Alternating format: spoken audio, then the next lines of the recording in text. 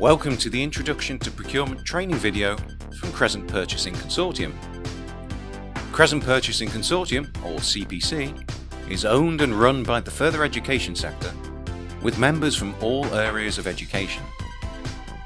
CPC provide their members with specialist advice on best procurement practice, including how to ensure value for money. CPC's main purpose is to produce EU-compliant frameworks on behalf of members. CPC frameworks cover a wide variety of goods and services. CPC employ experienced and dedicated procurement professionals who offer support and guidance to members. They also provide value-added resources, including Crescent Learning and FELP, the Further Education Library of Procurement. This video is the first in a series of training videos designed to support procurement in the education sector.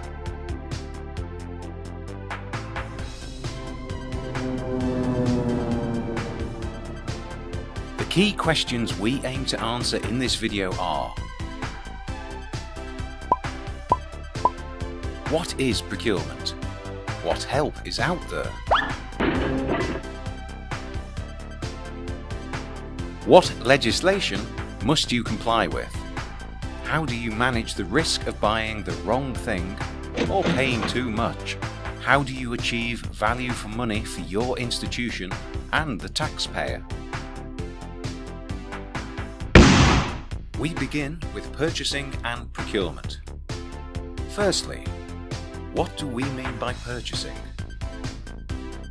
Purchasing is the specific activity of committing expenditure. It tends to focus on price rather than overall value.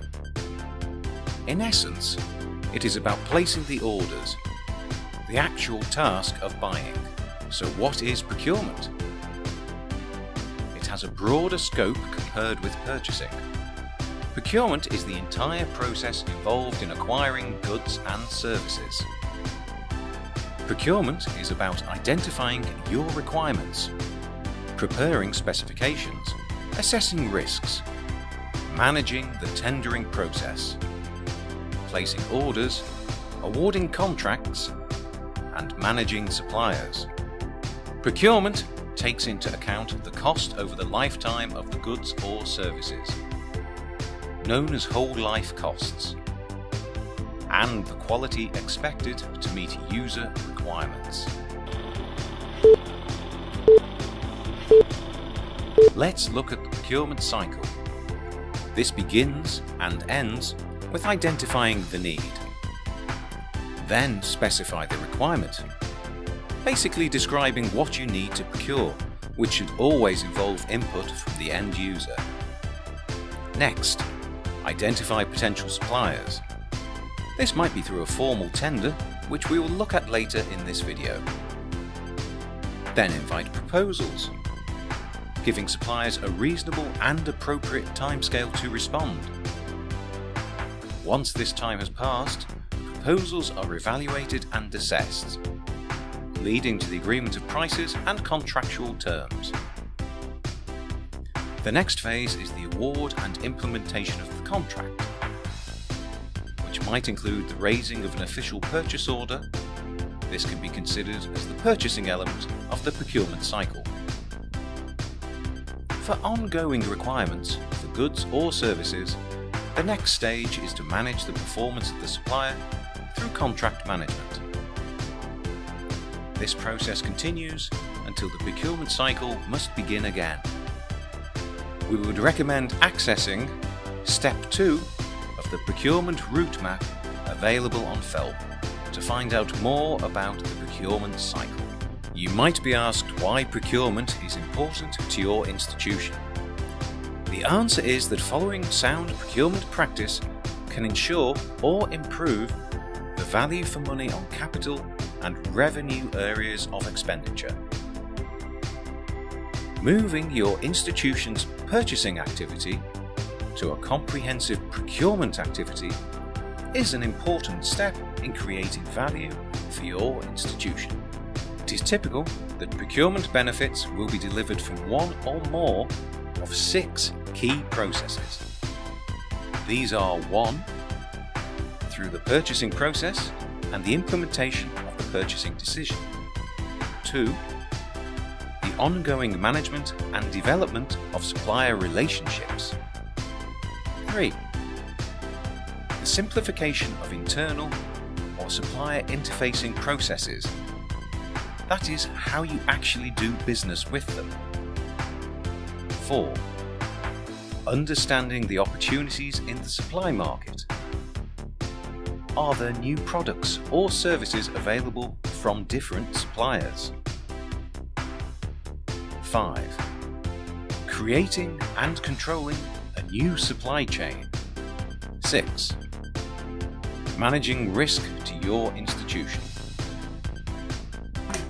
Time and resources are always limited, and within your institution's financial regulations, there'll be a range of thresholds to help balance the risk in relation to the value of procurements. Ranges shown are examples of possible thresholds.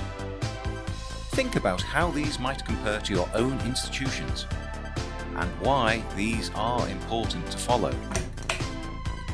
You also need to ensure that the European Union procurement thresholds are included within any financial regulations or procurement policy. We'll talk about these a little later. The further education sector average for requiring 3 quotes is £5,000 and around £30,000 for tenders. We recommend accessing the template section on FELP and downloading the example procurement strategies, policies and procedures before developing your own.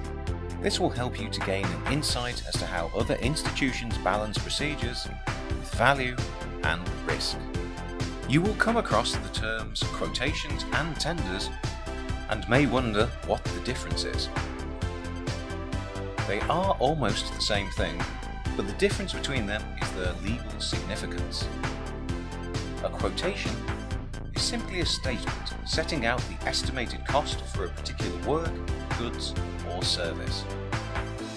The supplier providing the quotation is not formally offering to provide them.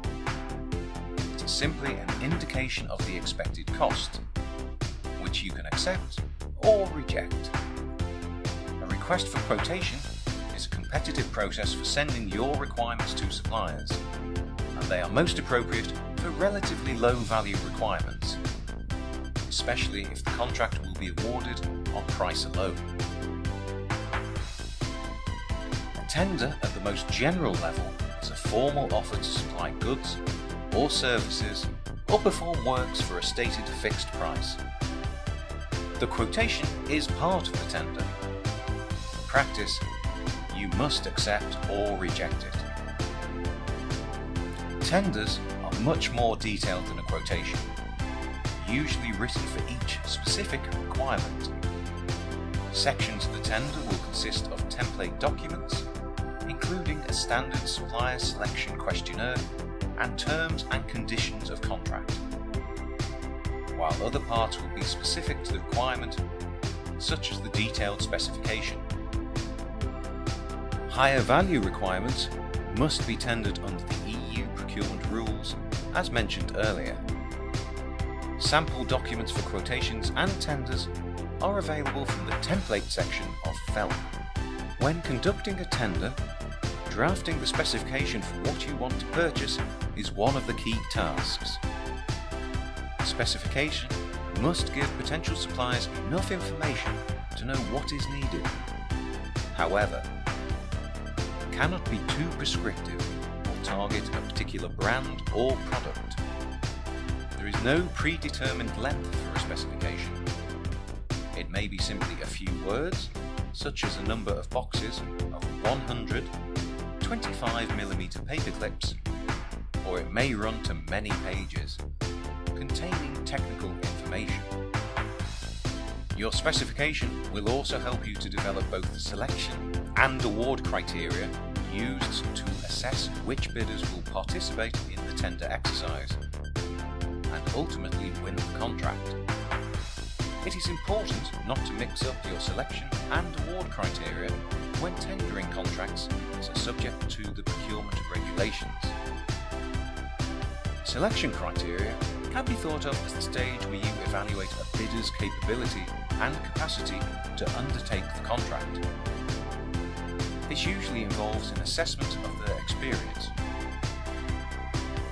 Award criteria is when you evaluate their proposals for fulfilling your contract requirements, usually focusing on a combination of quality and cost. A guide to writing specifications is available on FELP, along with information on selection and award criteria, and the need to keep these separate.